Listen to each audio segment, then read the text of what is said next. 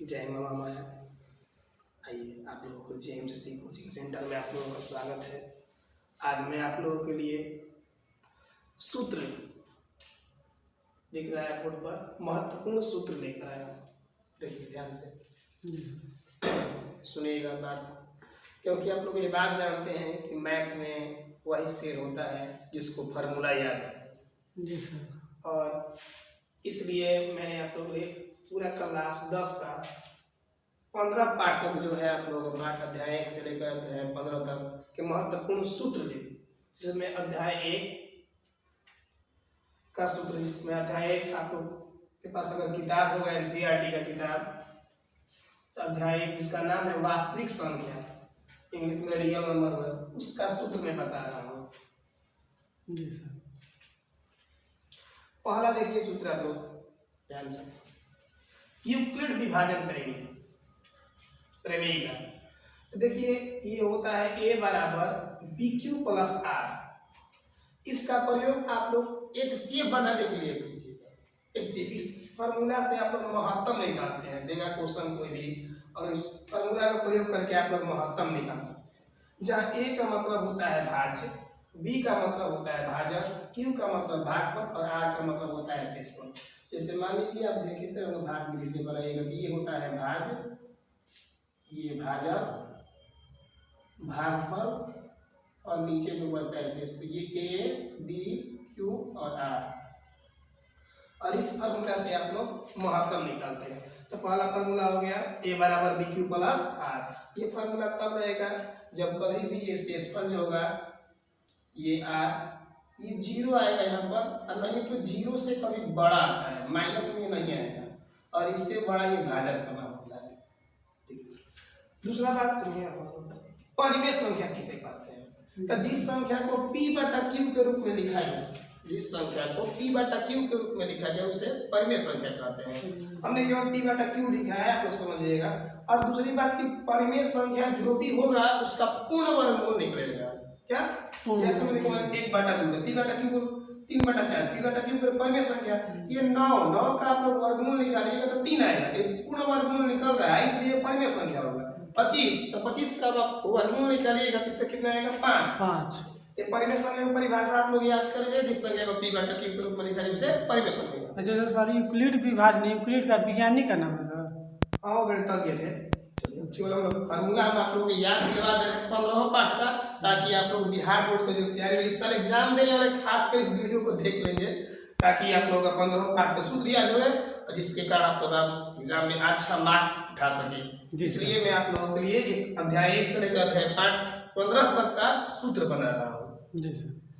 देखिए तीसरा अपरिमेय संख्या, जिस संख्या को P बटा Q के रूप में नहीं लिखा जाए, तो P बटा Q नहीं लिख दिए शॉर्टकट में, या इसका दूसरा बात होता है इसका पूर्ण वर्गमूल नहीं होता है। जैसे √7 का कभी वर्गमूल निकलेगा, 1 बटा √, ये सब ऑब्जेक्टिव क्वेश्चन में आएगा। 1 बटा √2 पूछ देगा क्या है, परिमेय है क्या अपरिमेय? ये अपरिमेय है। जी सर। आइए चौथा बात हम लोग जानेंगे शांत और अशांत। देखिए अभी आप लोगों को मैंने बताया कि P बटा Q के रूप में लिखा जाए उसे परिमेय संख्या कहते हैं। यानी Q अर्थात हुआ हर, Q का मतलब हुआ हर। अगर कोई भी संख्या हो, अगर उसका गुणनखंड आप लोग करेंगे, तो अगर 2 या 5 है, माने केवल 2 आ जाए या 5 आ जाए, तो उसका दशमलव प्रसार शांत होगा। सपोज मान लीजिए एक एग्जांपल दिखा दे रहे हैं, मान लीजिए 3 बटा 8, तो 8 है Q की जगह, तो Q का आप गुणनखंड कीजिएगा, 2 से 2 चौका 8 और 2 यहाँ 2 है ना, 2 के घात 3, तो इसका पूछेगा दशमलव प्रसार शांत है या अशांत? तो शांत होगा। अगर Q का गुणनखंड करने पर 2 के घात या 5 के घात में आए तो शांत होगा। इसके अलावा अगर कोई भी आ जाए, मान लीजिए 3 आ जाए या 9 आ जाए, कोई भी, तो उसका अशांत होगा। इस फार्मूला का प्रयोग आप लोग कर सकते हैं। अब आइए 5 में आप लोग प्राकृतिक संख्या के बारे में जानते हैं। गिनती की संख्या को प्राकृतिक संख्या कहते हैं। प्राकृतिक संख्या किसे कहते हैं? गिनती की संख्या को प्राकृतिक संख्या कहते हैं। जैसे समझ में 1 2 3 पूर्ण संख्या, वही जो गिनती की संख्या है, ठीक है ना, उस गिनती की संख्या। देखिए प्राकृतिक संख्या तो आपको समझ गए कि गिनती की संख्या को प्राकृतिक संख्या कहते हैं। जी जी सर। 1 2 3 4 पूर्ण संख्या, वही जो प्राकृतिक संख्या है उसमें आप 0 को शामिल कर दीजिएगा तो क्या बन जाएगा? पूर्ण संख्या। पूर्ण संख्या का भाषा क्या होगा? 0 को सम्मिलित कर। जीरो को सम्मिलित कर गिनती की संख्या को पूर्ण संख्या कर। इसका एग्जांपल हो जाएगा 0 1 2 3 4 डॉट डॉट डॉट अनगिनत। अब ये वास्तविक संख्या के बारे में हम लोग बाद में पढ़ेंगे, पहले समझिए। सम संख्या, इसको इंग्लिश में बोला जाता है इवन नंबर, पूर्ण संख्या को होल नंबर और प्राकृतिक संख्या को नेचुरल नंबर। सम संख्या किसे कहते हैं? तो वैसी प्राकृतिक संख्या जो 2 से भाग लग जाए, मैंने जिस संख्या को 2 से मैंने भाग देने पर पूर्णतः विभाजित हो जाता है उसे क्या कहते हैं? सम संख्या। ठीक है सर। इसका एग्जांपल हो जाएगा 2 4 6 8। मतलब 2 का पहाड़ा से मैंने होना चाहिए, नहीं 2 से भाग दे पर मान लीजिए आप पूछे कोई 120 सम है, 2 से भाग कीजिएगा तो कट जाएगा जी सर। जो 2 से कट जाता है वो सम संख्या होता है, विषम संख्या। तो वैसी प्राकृतिक संख्या 2 से भाग ना लगे, मैंने इसको 2 से भाग दीजिएगा तो नहीं कटना चाहिए, ठीक है ना? मुझे देता है क्या? विषम संख्या। इसको इंग्लिश में बोला जाता है ऑड नंबर। इसका एग्जांपल है 1 3 5 7 9 11, माने जो 2 से भाग ना लगे। आइए आभास संख्या के बारे में जानिए, बहुत इजी है। आभास संख्या इंग्लिश में बोला जाता है प्राइम नंबर, ठीक है ना? इसका परिभाषा हो जाएगा कि वैसी संख्या जो एक और स्वयं को छोड़कर किसी दूसरे के पहाड़ा में नहीं होना चाहिए, माने एक से कटना चाहिए स्वयं से और किसी दूसरे से नहीं कटना चाहिए, तो उसका आभास संख्या। सबसे छोटी आभास संख्या क्या है? 2। सबसे छोटी आभास संख्या 2। 2 के बाद 3, 3 के बाद 4 नहीं होगा क्योंकि 4 2 का भी पहाड़ा में आ जाता है। 5 होगा, 6 नहीं होगा क्योंकि एक और स्वयं को छोड़कर किसी दूसरे के पहाड़ा में नहीं होना चाहिए, दूसरे से भाग नहीं लगना चाहिए। मान लीजिए आपसे कोई पूछेगा 12 आभास संख्या है? नहीं, तो नहीं है। बताइए 21 होगा कि नहीं? नहीं है क्योंकि 21 1 से भी कटता है, 3 से भी और 7 से भी। आज समझ में आया? 29 होगा कि नहीं? होगा, होगा क्योंकि 29 1 से कटेगा स्वयं से। आभास संख्या समझ में आ गया जी सर। आभास के बाद देखिए भाज्य, इसको बोला जाता है कंपोजिट नंबर, ठीक है ना? कंपोजिट नंबर बोला जाता है आभास संख्या। इसका हो जाएगा वैसी संख्या जो 1 से भी कटे और स्वयं से और उसके अलावा किसी दूसरी संख्या से भी भाग लग जाए, उसे क्या कहते हैं? भाज्य संख्या। सबसे छोटी भाज्य संख्या होता है 4, याद रखिएगा। सबसे छोटी भाज्य संख्या 4। 4 के बाद 5 नहीं होगा, 6 हो जाएगा क्योंकि दूसरे से भी कटना चाहिए, एक से भी कटना चाहिए, स्वयं से ही, इसके अलावा दूसरे से भी कटना चाहिए, ठीक। 6 के बाद 7 नहीं होगा, 8 हो जाएगा, 9 हो जाएगा, 9 1 से भी कट रहा है, 3 से भी कट रहा है और स्वयं 9 से भी कट रहा है। उम्मीद करते हैं कि भाग समझ में आ गया। अब आइए सह आभास संख्या, इसमें इंग्लिश में बोला जाता है को प्राइम नंबर। तो इसका परिभाषा होता है वैसी 2 संख्या, वैसी 2 संख्याएं ये जब चलता है तो याद रखिए सह आभाज्य, सह माने साथ, कोई इसके साथ कोई अभाज्य होगा, इसके साथ कोई अभाज्य होगा, मतलब 2 एक साथ होंगे। मान लीजिए हम 1 और 2 ले लिए, तो 1 तो छोड़ दिया जाए, मान लीजिए कि आप 9 ले लीजिए या 21 अभाज्य नहीं, मान लीजिए हम ले रहे हैं सपोज 17 ही ले रहे हैं, 9 और 17 या आप कोई भी ले लीजिए, मैंने 2 संख्या जब होगा 9 और 17 ले लीजिए, ठीक है ना?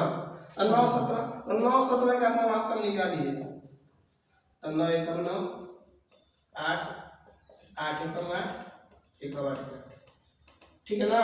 इसका एक सिर्फ 1 आना चाहिए, हाँ।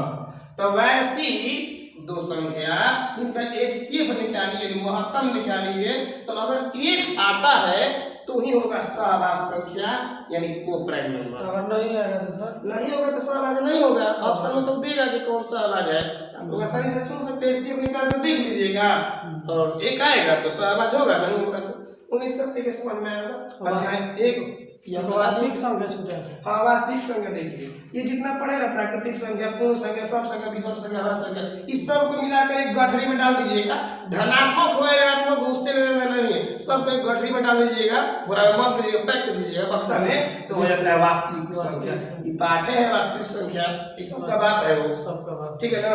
उम्मीद करते हैं कि पाठ समझ में आएगा। तुरंत हम लोग अध्याय 2 का सूत्र जानेंगे। आइए अब हम लोग देखते हैं अध्याय 2 का फॉर्मूला, ठीक है ना? अध्याय 2 का नाम होगा बहुपद, इसमें पोलाइनोमियल पूरा, ठीक है? देखिए इसमें का सबसे पहले हम लोग जानेंगे ये रैखिक बहुपद क्या होता है। तब ऐसा बहुपद जिसका घात 1 हो उसे रैखिक कहते हैं। द्विघात बहुपद ऐसा बहुपद जिसका घात 2 उससे द्विघात कर। त्रिघात बहुपद ऐसा बहुपद जिसका घात 3। मान लीजिए x³ + 2x² + 5x ऐसे लिखा हो, और आपसे पूछे कि ये कौन सा बहुपद है, त्रिघात है। यहाँ पर डायरेक्ट देखना है सबसे अधिक घात 3, त्रिघात बहुपद। पद नहीं देखना है, पद ये होता है माने 1 2 3, ये त्रिपद है लेकिन त्रिघात बहुपद है। मान लीजिए कहीं दे देगा 2x² प्लस 5x अब प्लस 4, आप पूछेगा ना इसमें ये कौन सा बहुपद है, तो आपको डायरेक्ट यहाँ घात देखना है। घात क्या है? बड़ा वाला का देखना है सर। हाँ, बड़ा वाला बहुपद। बहुपद अरे बहुमत नहीं होता है, जिसका सबसे अधिक मत आएगा वो जीतेगा बहुपद। इसके घात सबसे अधिक 2, ये जो होगा क्या होगा द्विघात। लेकिन अगर पद पूछता है तो पद इसमें 3 है, 1 2 और 3 त्रिपद है। हमको पढ़ना है घात के आधार पर, तो घात में क्या है यहाँ पर 2, ये कौन सा हो जाएगा द्विघात। ये रैखिक द्विघात और त्रिघात समझ में आ गया जी। अब आइए नेक्स्ट देखिए दूसरा सूत्र। द्विघात बहुपद का व्यापक रूप क्या होता है? द्विघात बहुपद का व्यापक रूप होता है x² plus bx plus c। a या b c के जगह कोई भी वास्तविक संख्या रख सकते हैं, ठीक है ना। वास्तविक संख्या पीछे पढ़ाए हम, a b c की जगह रख सकते हैं, प्लस में माइनस में रख सकते हैं। आइए देखिए इसके आधार पर हमारा सूत्र 3 नंबर आएगा, शून्यकों का योग। शून्यकों के योग को शॉर्टकट में बोला जाता है अल्फा प्लस बीटा, और अल्फा प्लस बीटा बराबर होता है माइनस b बटा a। याद रखिएगा, ये मैथ बनाने में आपका प्रयोग होगा। देखिए चौथा सूत्र है शून्यकों का गुणनफल। शून्यकों का गुणनफल को शॉर्टकट में बोला जाता है अल्फा इंटू बीटा, ये इंटू है अल्फा इंटू बीटा बराबर होता है c बटा a। ठीक है सर। पांचवा सूत्र देखिए द्विघात बहुपद निकालने के लिए सूत्र। मान लीजिए कि क्वेश्चन में दे देगा शून्यकों का योग और शून्यकों का गुणनफल, माने अल्फा प्लस बीटा का भी मान दे दिया, अल्फा इंटू बीटा का मान दे दिया। अब उस कंडीशन में आपसे पूछेगा द्विघात बहुपद निकालिए, तो ये सूत्र लगाइएगा आप लोग, x² minus alpha plus beta into x plus alpha into beta बराबर 0। x² minus alpha plus beta bracket देकर x plus alpha into beta बराबर 0। ठीक है, ये दो पार्ट समझ में आया। तीसरा पार्ट का हम सूत्र जानते हैं। देखिए अब हम लोग पढ़ेंगे अध्याय 3 का फॉर्मूला। ध्यान से देखिएगा, अध्याय 3 नाम है 2 चर वाला रैखिक समीकरण युग्म, pair of linear equation in 2 variables. देखिए ये 2 चर वाले रैखिक समीकरण युग्म का ये व्यापक रूप होता है a1x plus b1y plus c1 बराबर 0, एक है सर, और दूसरा है a2x plus b2y plus c2 बराबर जी। इसके आधार पर शर्त देखिएगा, पहला शर्त हम लोग क्या है एग्जाम में आएगा, मान लीजिए a1 b1 c1 a2 b2 c2 की जगह कोई भी वास्तविक संख्या दे देगा, कोई भी 2 3 4 रूप में भी दे सकता है। उसके जगह आपको मान लीजिए लिखा रहेगा 3x प्लस 5y प्लस 8 बराबर 0, यानी a1 का मान हो गया 3, a2 का मान b1 के मान हुआ ही c1 का मान होगा जी। और एक मान लीजिए समीकरण दे दिया 4x प्लस 6y प्लस 9, तो समझिए इसमें समीकरण एक मानिएगा इसको समीकरण 1। अगर आपको समीकरण 1 मान लिए तो समझिए इसमें समय 1 1 लगाना है, तो ये a1 का मान हो गया, ये b1 का मान हो गया, ठीक है ना जी, और ये c1 का मान हो गया। इसको अगर समीकरण 2 मानिएगा तो ये a2 हो जाएगा, ये b2 हो जाएगा, ये c2 हो जाएगा। और इसके आधार पर 2 समीकरण देता है और ये शर्त पूछता है 3, आपके एग्जाम में ये आएगा, ठीक है ना। देखिए शर्त नंबर 1, जब मान लीजिए a1 बटा a2 b1 बटा b2, तो जब पहले ही नहीं बराबर, मान लीजिए आप कहीं जा रहे हैं, आप पहले ही आपको कोई रुकावट उत्पन्न हो जाए, तो आप इसका ग्राफ पर देखिए, इस ग्राफ पर ऐसे होगा, ग्राफ पर देखिएगा इसका प्रतिच्छेद करती हुई रेखा है। ग्राफ पर क्या आएगा? प्रतिच्छेद। ये दोनों जो होगा समीकरण जो होगा प्रतिच्छेद करती हुई रेखा है ग्राफ पर, और इसका हल क्या हो जाएगा? केवल एक हल, इसको आप अद्वितीय भी बोल सकते हैं। और युग्म में कौन सा बनेगा? संगत। देखिए संगत असंगत बिल्कुल आसान है। देखिए पहले बराबर ना हो या तीनों बराबर हो, तो दोनों कंडीशन में संगत होता है। जब अंत में बराबर नहीं होता है तो ही असंगत होता है, ठीक याद रखना। जब अंत में बराबर नहीं तभी असंगत करना है, अब बाकी दोनों कंडीशन में आपको संगत करना है। आइए अब दोनों में देखिए, जब मान लीजिए कि a1 बटा a2 बराबर b1 बटा b2, अंत में अगर बराबर न रहे, मैंने c1 बटा c2 बराबर ना हो, तो ग्राफ इसका समांतर, समांतर कैसे ग्राफ होता है? एक दूसरे के समांतर कभी प्रतिच्छेद नहीं करेगा, इसका ग्राफ क्या होगा? समांतर।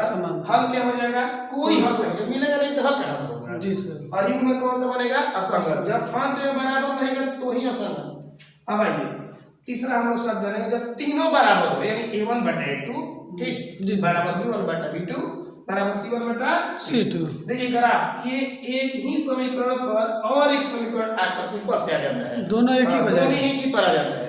ये इसका ग्राफ पर हो जाएगा संपाती, अगर ठीक है ना। हल में क्या होगा? अनेक हल, इसका अनेक हल है।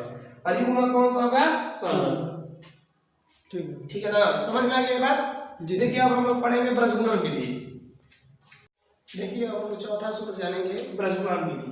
ब्रजगुणन विधि के सूत्र निकालेंगे।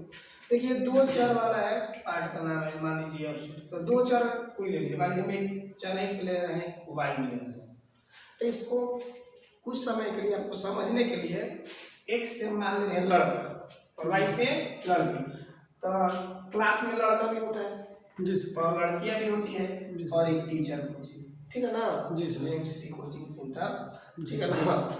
तो देखिए ये गुरुजी बोले कि लड़का और लड़की लोग को देखिए बाहर कोचिंग आओ बैठो, ठीक। जी सर। तो ये एक बार बोले के जाइए, देखिए सुबह में भी क्या काम कीजिए और शाम में, तो बाहर कोचिंग आओ बैठो, दो टाइम। गांव देहात के हम लोग एरिया में लगभग 2 बार लोग घर भी सफाई करते हैं। जी सर। देखिए मान लीजिए इसको आप 1 मान लीजिए सुबह में, तो सब में 1 लगा दीजिए, जी सर। ठीक है ना। और इसको आप दोबारा कार्य कीजिएगा तो सब में 2 लगा दीजिएगा, जी सर। ठीक। और ब्रजगुणन विधि में आप क्या करना है कि ऊपर से नीचे आना है और नीचे से ऊपर जाना है, ऊपर से नीचे और नीचे से ऊपर, ऊपर से नीचे, नीचे से ऊपर। देखिए इससे सूत्र कैसे बन रहा है, x बटा x क्योंकि माने हैं। जी सर। तो इसका हो जाएगा तिरछा तिरछा आप गुना कीजिए तो हो जाएगा b1 c2, और तिरछा तिरछा गुना करके घट जाना, ठीक है ना। जी तिरछा तिरछा गुना करके क्या करना है, घट जाएगा। तो इधर क्या हो जाएगा जी, ऊपर से नीचे होगा b1 c2 आई, ये हो जाएगा b2 c1 बराबर, इसमें क्या है y, तो देखो y बटा ऊपर से नीचे आएगा तो क्या हो जाएगा c1, यहाँ क्या है a2 माइनस c2 a1 बराबर, ये हो जाएगा 1 बटा a1 b2 minus a2 d1। यही सूत्र हुआ ब्रजगुणन विधि के, ठीक है ना। तो देखिए इसको और एक तरीका है याद करने के लिए। देखिए आप 2 चर तो लेंगे, एक x एक y और एक अचर पद 1 लिए। जी सर। देखिए हमेशा ये घटेगा एक जैसा है। देखिए BC है, देखिए कुछ करना नहीं है, देखिए सूत्र कैसे निकालेंगे, x बटा BC में से BC ही घटना है, ठीक है ना, और y बटा CA में से आपको CA ही घटाना है और 1 बटा AB में से आपको AB ही घटाना है, दिखाई दे रहा है ना। जी सर। ठीक है ना। और आपको याद रखना है 12 21 कोड क्या रखना है, 12 इसमें लगाइए 12, इसमें लगा दीजिए 21, इसमें लगाइए 12, इसमें लगा दीजिए 21, इसमें लगाइए 12, इसमें लगा दीजिए 21। देखिए तो आ जा रहा है कि नहीं 12 21, देखिए ध्यान से देखिए, है ना 12 b1 तो 12 21 12 21 12 21। देखिए BC में से BC ही घटे हैं, CA में से C घटे हैं और AB में से भी घटे हैं, तो ये आसानी से आप लोग सूत्र याद कर सकते हैं, ठीक है ना। इसके आधार पर आप मैथ बनाइएगा। देखिए अब हम लोग पढ़ेंगे अध्याय 4 का ये सूत्र, महत्वपूर्ण सूत्र। अध्याय 4 इसका नाम है द्विघात समीकरण, क्वाड्रेटिक इक्वेशन, ठीक। देखिए इसमें पहला है ये द्विघात बहुपद का सूत्र होता है x square plus bx plus c, ठीक है। मान लीजिए a b और c की जगह कोई भी आप वास्तविक संख्या रख सकते हैं। मान लीजिए आप 2x square plus 5x plus 4 ऐसे दिया हो और इस पर बोलेगा कि इसका मान निकालिए, तो x के पद में है तो x के पद में हम सूत्र लेंगे। देखिए इसमें दूसरा बात होता है, इसमें एक सूत्र है विविध कर, इसको शॉर्ट कट में भी बोला जाता है, विवेचक भी बोला जाता है। इसका दो नाम होता है, विविध कर या विवेचक, जी सर, ठीक है ना। इसको संक्षेप में सूचित किया जाता है d द्वारा। d बराबर सूत्र होता है b स्क्वायर माइनस 4ac। आप लोग यहाँ से a बराबर निकाल सकते हैं, a का मान मान लीजिए 2 हो जाएगा, b के मान 5 और c के मान 4, और इसके आधार पर इस फार्मूला में सेट किया जाता है, ठीक है ना। d बराबर सूत्र क्या हो जाएगा b स्क्वायर माइनस 4ac, और d का मान जब आ जाता है तो उसका सूत्र लगाता है, कहते हैं कि x बराबर, अगर इसमें x लगा हो तो आप x बराबर लगाइएगा, ठीक। अगर इसमें y लगा हो तो y बराबर लगाना है, जो लगाओ चल x बराबर सूत्र क्या हो जाएगा minus b plus minus root D बटा में 2a, या इसको ऐसे भी बोल सकते हैं minus b plus minus D का जगह पूरा मान भी बैठा सकते हैं। इसका मान होता है क्या b स्क्वायर माइनस 4ac बटा 2a। ये सूत्र आपको याद रखना है। इस पर आप कोई भी द्विघात बहुपद का गुणनफल जब निकालने के लिए बोलेगा तो निकाल दीजिएगा सूत्र पर ही, जी सर। ठीक है ना, तो अंकन विधि से नहीं बनाना पड़ेगा, द्विघात सूत्र में ही बना सकते हैं आप लोग, ठीक है ना। अब आइए देखिए इसमें कुछ शर्त होता है, जब डी का मान अगर 0 आ जाए या बी स्क्वायर माइनस 4ac का मान 0 होगा, तो आपको याद रखना इसका मूल वास्तविक होगा और समान होगा। 0 आएगा तो वास्तविक होगा और समान होगा। अगर डी का मान अगर 0 से क्या बड़ा आ जाए, ठीक है ना, तो इसका मूल वास्तविक होगा और असमान होगा। और डी का मान 0 से अगर छोटा हो जाए, ठीक है ना, डी का मान अगर 0 से छोटा हो जाए तो इसका मान अवास्तविक नहीं, बराबर नहीं, मूल वास्तविक नहीं होगा, ठीक है ना। ऑब्जेक्टिव क्वेश्चन इसमें आएगा, सूत्र समझ में आ गया अध्याय 4 का।